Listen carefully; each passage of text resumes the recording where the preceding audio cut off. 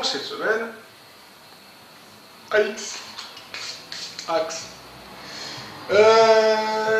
Donc déjà, on peut voir qu'il manque une roue. J'ai commencé ce matin par faire la purge des freins. Normalement ça va vite, ça va bien. Sauf quand il arrive ça. Ça c'est une vis de purge qui casse. Donc pas le choix que de soit pas purger, on aurait pu, soit sortir le bout cassé et puis se démerder à remettre une vis de purge neuve. C'est donc deux gros défis. Je vais dire aller voir mon voisin qui vend de la pièce d'automobile et qui a accès à plein de trucs. Je lui dis, je veux une vis de purge. Ah, pas de problème. Ah non, pas de problème. Ben si, il y a un problème. Hein. Ça ne se vend pas tout seul. Enfin, pas chez ses fournisseurs. Alors, on en trouve sur Internet. Ça coûte 1,02 €, à peu près. Alors, et on demande 9,90 € de frais de port, avec une livraison sous 8 jours. Donc, hors de question. Donc j'ai dit donc je pars pour sortir déjà le truc et puis refabriquer une pièce. Et j'ai fait mieux, je vous montre. Donc ceci est une vis de purge cassée. Donc j'ai refait un trou dedans pour mettre un extracteur tourne à gauche. Et c'est sorti. Oh, il a résisté un peu quand même, mais ça finit par sortir. Un coup de chalumeau. Et hop. Voilà, j'ai mis une vis de purge comme ça. Avec un petit capuchon comme ça. Oh, c'est bizarre, un petit capuchon comme ça, c'est pas très automobile ça. Bah non, hein. Vis de purge de Honda. Bah, c'est standard. J'en avais. C'est l'étrier d'une des deux Honda que j'ai démonté là pour le 2 Shadow.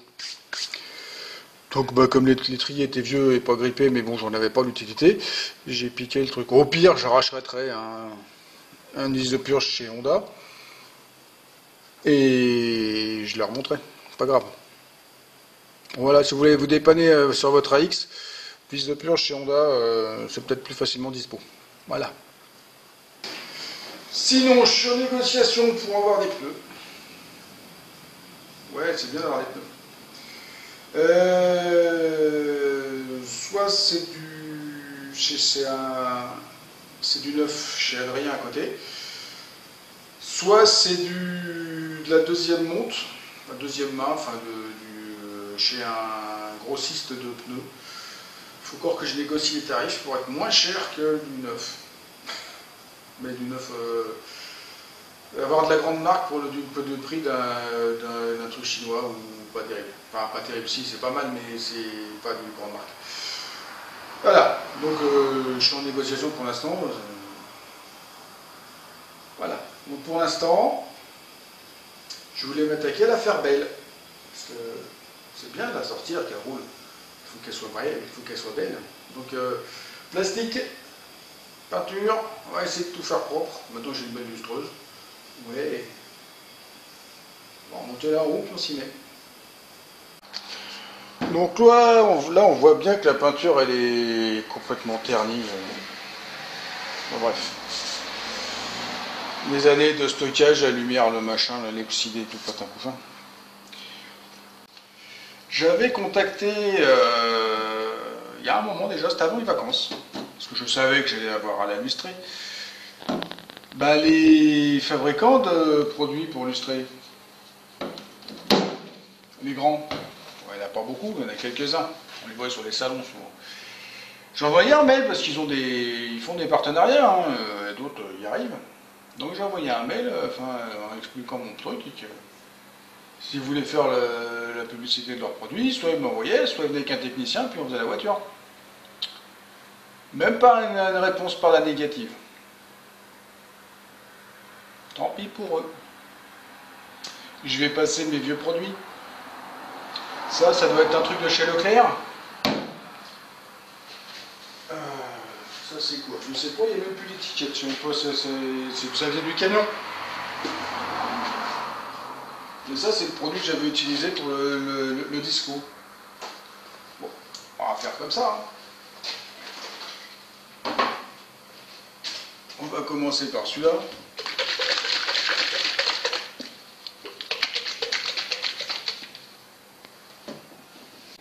Il y a quelques semaines, j'ai trouvé ça sur une brocante.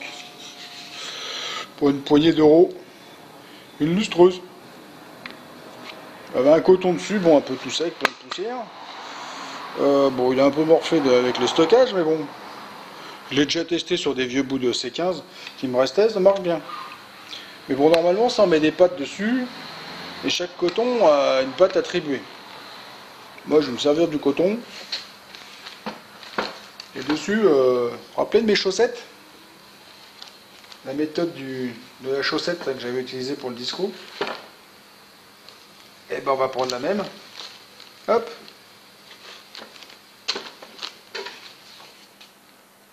Voilà, élastique. Alors, on va en mettre un peu là comme ça.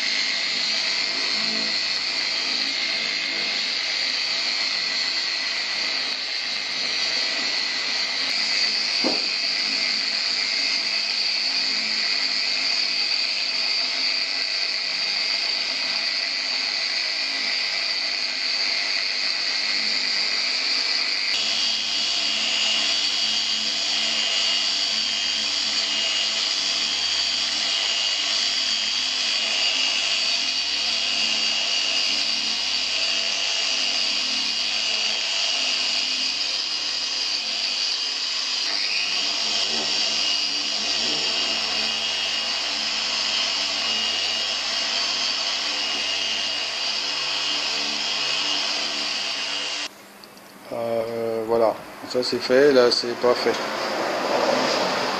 Sympa le rouge. Sur le rouge de ma 104 quand j'avais eu ma première bagnole après le permis.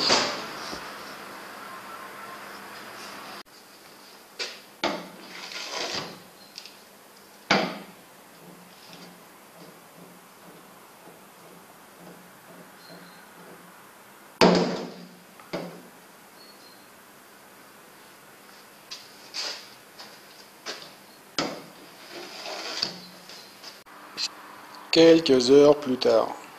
Non, c'est pas quelques heures, hein, 2h30, allez, 2h30. Voilà. Et ce que je vois, c'est qu'il faudrait que je repasse encore. Pas tout à fait bien fait. La lumière n'était pas terrible.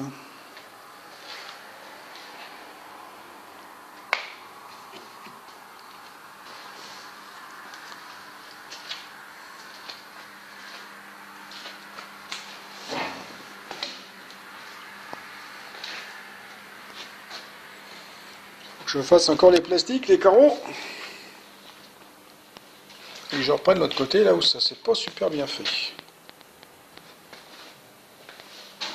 Le toit a été une partie de plaisir aussi.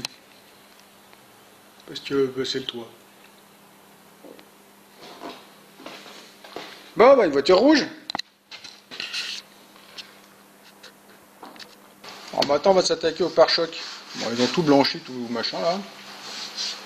Donc le combo qui va bien, c'est des capeurs thermiques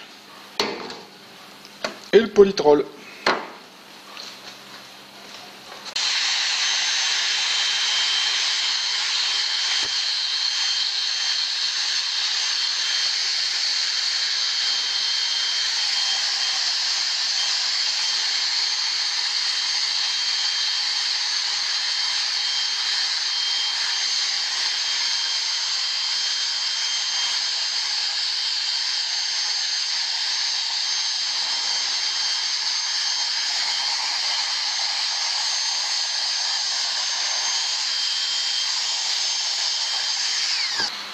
Alors là c'est fait.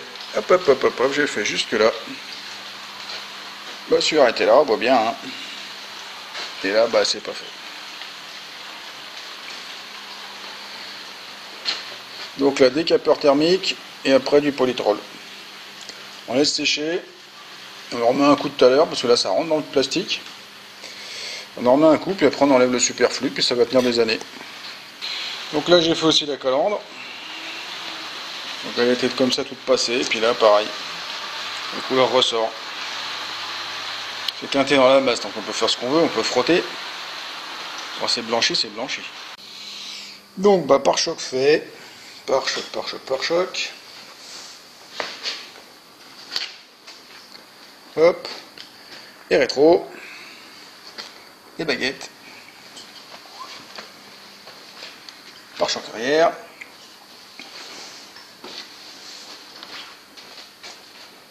Le bandeau.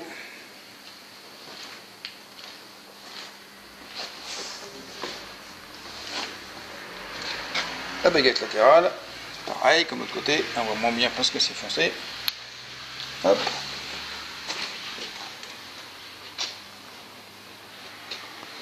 Et le rétro. Tout ça décapeur thermique plus polytrol. Bon, attends, faut que je fasse les vitrages, ils sont crades. Alors dans la série des trucs inintéressants aussi, j'ai fait les carreaux. Alors maintenant, on voit l'un de travers. Il y avait une crosse là-dessus.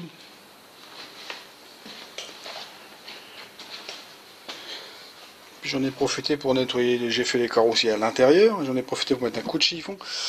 En même temps sur tout ça.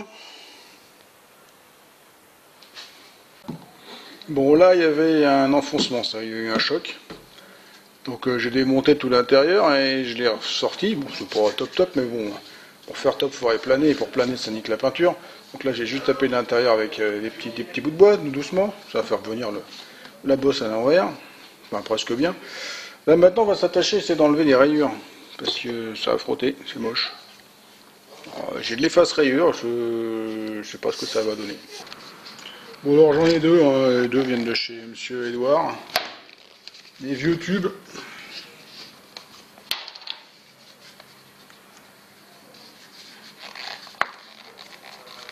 Bon c'est faux, ça le fait encore.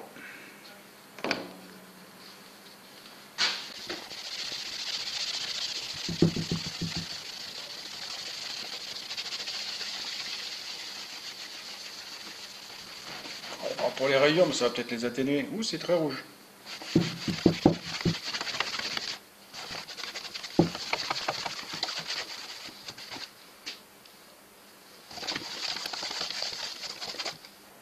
Je sais pas si on voit bien, mais j'ai presque envie de dire que c'est pas trop mal.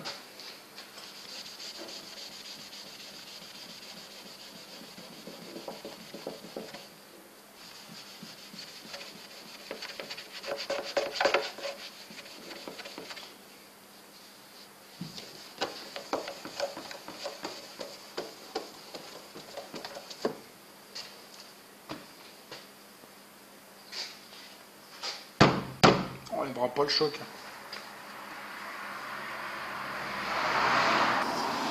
Bon alors, je sais pas si on voit bien. J'en ai passé, j'en ai passé. Ici, ça s'est bien atténué. Bon, il y a la rayure, elle y est toujours, mais on la voit beaucoup moins. Mais bon, voilà, il n'y a plus de peinture, il n'y a plus de peinture. On peut pas en remettre.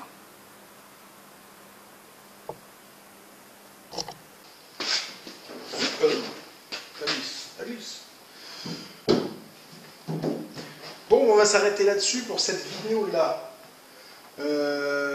Donc, beaucoup du cosmétique. Donc, maintenant, elle est beaucoup plus belle qu'avant. Me reste à faire la courroie de distribution et les pneus. Puis bon, les essuie-glaces, les verres en coffre, des conneries.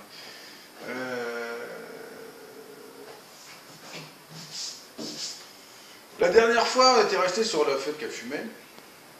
Tout le monde y était de sa petite hypothèse.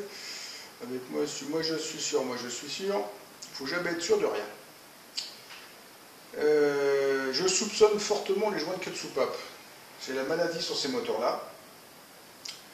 À savoir que quand je l'ai démarré, je venais de remplir le moteur. Donc tout le haut moteur a été gavé d'huile, la culasse.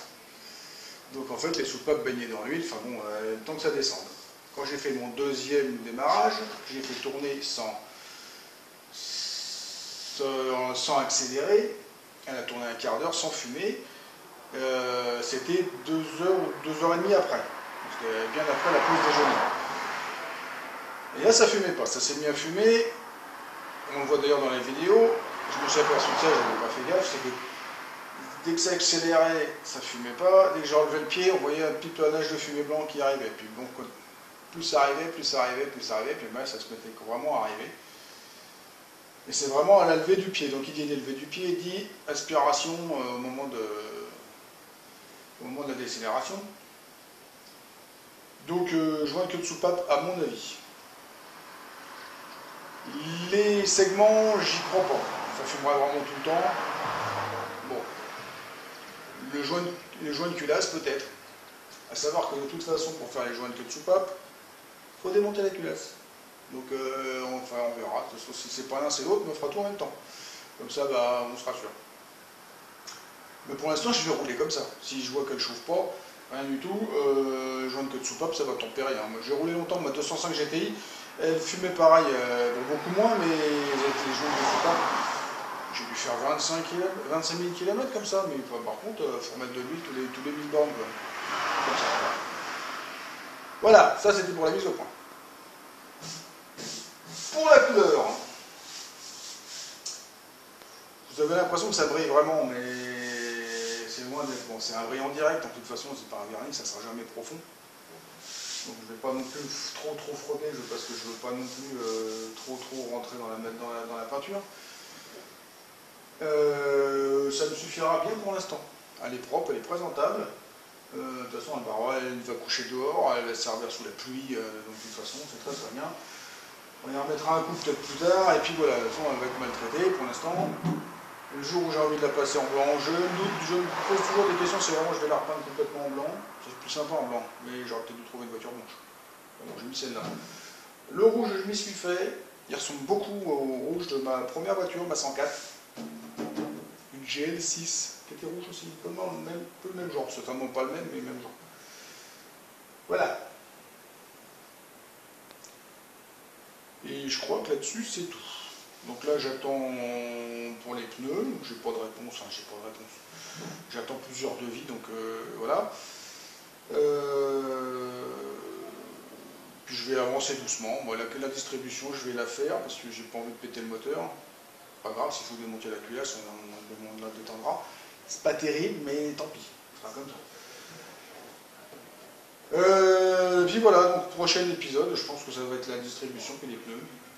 Puis il faudra passer un contrôle technique et puis les pneus quoi. Allez, sur ce, on va s'arrêter là ce coup-ci. Donc si ça vous a plu, si ça vous a diverti, si vous aimez les AX rouges, laissez un petit pouce. Vous n'oubliez pas de me laisser un commentaire, de faire circuler sur les réseaux sociaux et de vous abonner à ma chaîne, c'est pas déjà fait.